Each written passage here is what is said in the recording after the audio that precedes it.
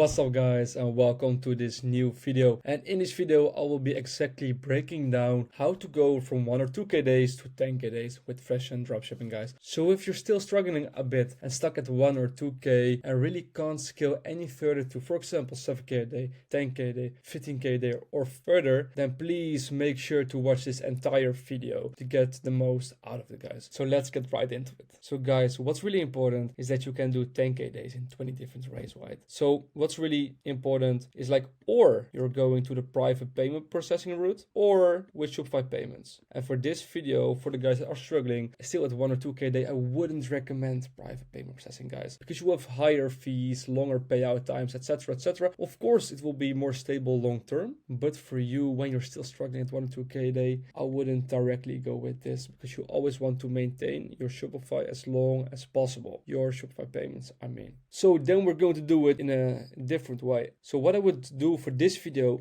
is I would open two stores, store 1 and store 2. I will make sure that I open these stores where the momentum is, right? And let's say for this video, I'm going to target US. So what's really important when launching in the US market? Make sure you launch enough content to push for AOV, to push for collections, because when you don't have that high AOV, you cannot handle the CPMs, you cannot handle the CPCs, you will not be profitable long term. So what's really important about this, when we focus for these 10k days, then we know okay, we only need to do 5k a day here, we only need to do 5k a day here. So how are we going to do this in the front end, guys? So to begin with, when you're advertising, make sure to use a good Facebook HC with proper accounts. To begin with, I don't fuck with these HK ad accounts because they will always perform terrible for me. So I would never use those to begin with. So make sure to always use a good HC with good whitelisted ad accounts. So now you know,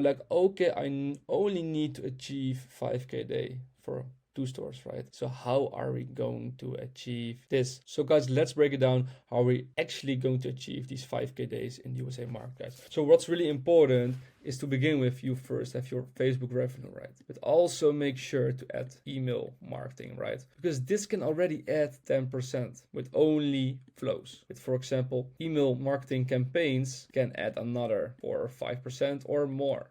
Let's say you're adding SMS marketing, this will again add around 2%. Right now, you're only probably having this, but you don't have proper flows in place, the email campaigns, and for example, SMS marketing, where you can easily get another 17% extra revenue, which you can scale with. So to begin with, that's really important. Secondly, in the USA market, what's really important is AOV, right? So how are you going to get this? In the USA market, guys, what's really important, everything needs to match. So from your ad copy to your store, to messaging on your store, and the type of sale that you're running right now, everything needs to match. So let's say you're saying here, okay, I'm running a summer sale, then here it needs to match as well, and here on store it needs to match as well. Let's say you're running a collection page, then the banner needs to say okay, I'm running a summer sale.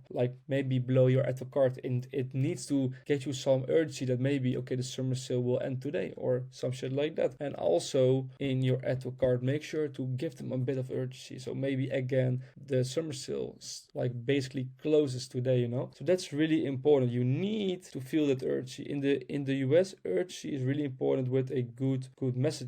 So let's say you're saying a summer sale, it everywhere needs to match, and that urgency needs to be there. So that's really important. And for AOV, make sure always use post-purchase upsell. So for example, after sale, for example, catching post-purchase upsell, and just use collection pages, you know. When you have good collection pages with good stacking discounts, so you will say, okay, for buying 2, you get 15%, or for buying 3, you get 20% of, etc, etc. This will push the AOV to for example, $85. Really important, guys. When you have this high AOV, you can always scale further. But in the US, it's really important to advertise properly. So again, what are we going to do? You just run one regular CBO. And when you have a new store, you're going to add 3 ad sets. So let's say you're running broad, let's say you're running engaged shoppers, and let's say we do 1 interest interest based on what we're running. So let's say clothing, and I'm running always a CBO of 200 euros for collections because we want to spend big to get better results. And what I'm doing here is I'm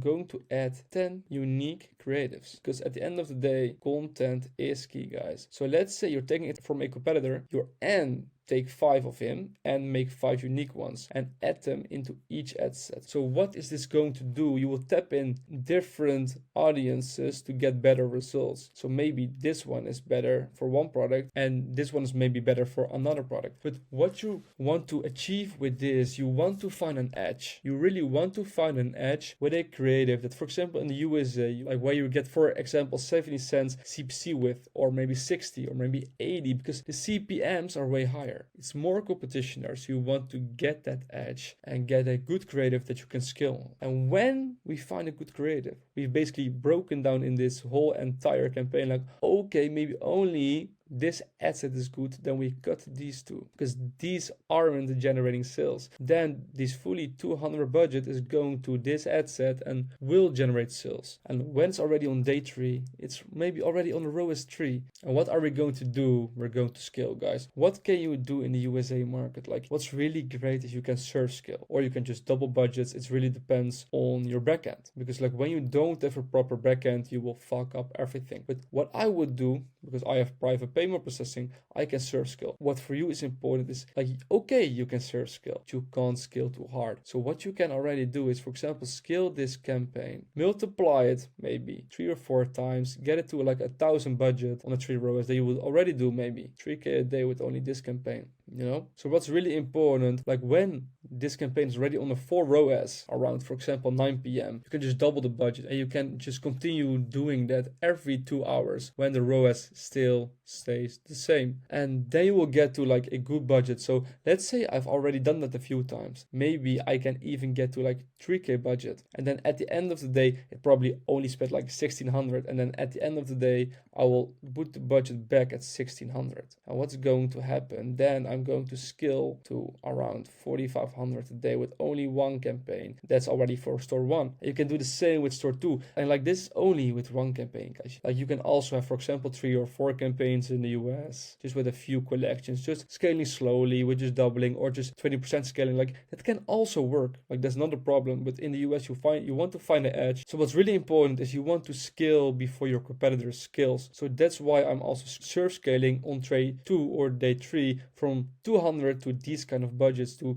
basically make the most out of it, to scale past these competitors, and so they basically don't stand a chance. So that's really important for the front end. But to sustain these numbers for store 1 and also for store 2, you have to focus on some other things as well. And that's of course what I'm always focusing on, guys, the backend. And the backend is like huge. Like you can say 20,000 different things about the backend, but it's quite broad. What's really important first is you need a good supplier, because when you don't have a proper supplier, guys, like you will just shoot yourself in the fucking leg, because they will then not send out proper quality checks. They will not give you proper quality, and then you're basically destined to fail, right? So please make sure to always use a proper supplier, guys. So guys, before you move on to the backend stuff, I have a little side note. So if you want to learn more and scale your business, then you can join through the link down below, the free part of my inner circle, guys. And you can already talk a bit to some people that are on the same level as you and also have access to my supplier and Facebook ad accounts that I use to scale to these numbers, guys. So really make sure to join, because there's enough value in there. So let's go on to the fucking backend, guys. First, you need just a proper supplier. When you don't have a proper supplier, you're destined to fail. Also really important is that you need a chargeback prevention software, because like this will block at least 50% of all chargebacks coming in, so you will maintain a better dispute rate. To make sure your backend is real solid, you need to break down the reasons why you're refunding. You need to break down the reasons why people are placing chargebacks, so you can basically prevent it and scale your business. So guys, what's really important, a big part of your backend already begins before you even launch your product. So what's really important is when you're going to launch a product, you always ask for product quotations, right, for the prices, but you also ask for the availability of, for example, the colors, for example, the sizes.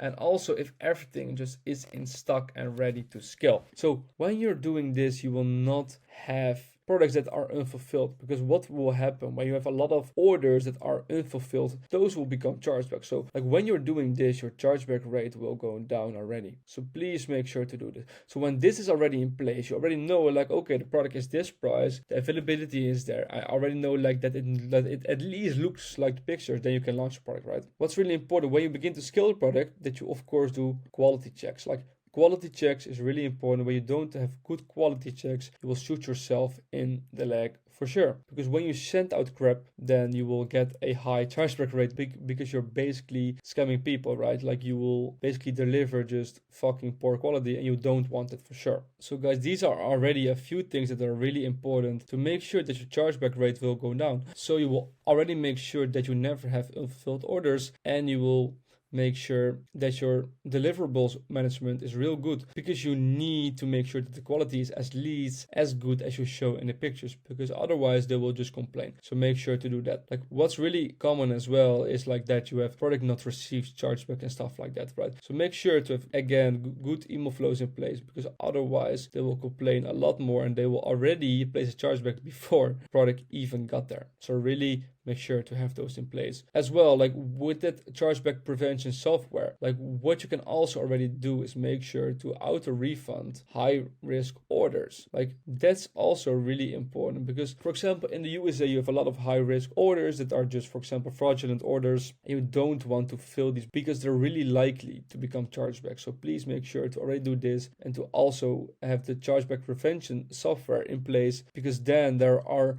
already a bunch of chargebacks that are not coming through because of this. So really important to keep in mind. So guys, what's really important is that your CS only has like response time for example 3 hours, because then you will solve these problems like way sooner, and then they will not get angry and place a chargeback, because people want to be heard. So that's really important, and also really good to keep in mind. When you're scaling to, for example, 3 or 4K days on your store, also make sure to have branded tags and branded packaging. And why is that so important? They're just more trusted with your store. When they're more trusted with your store, it's more likely that they will just reach out to your CS and not directly place a chargeback. Because like what's really important is you really need to place yourself in their shoes. Like, okay, what are they receiving? How is the whole customer service going? Because like when you will place yourself in their shoes and everything is dog shit, please make sure to change something. Because if you're not changing shit, then your chargeback rate will always be high, and every payment processor will block you. So those are already a few little details about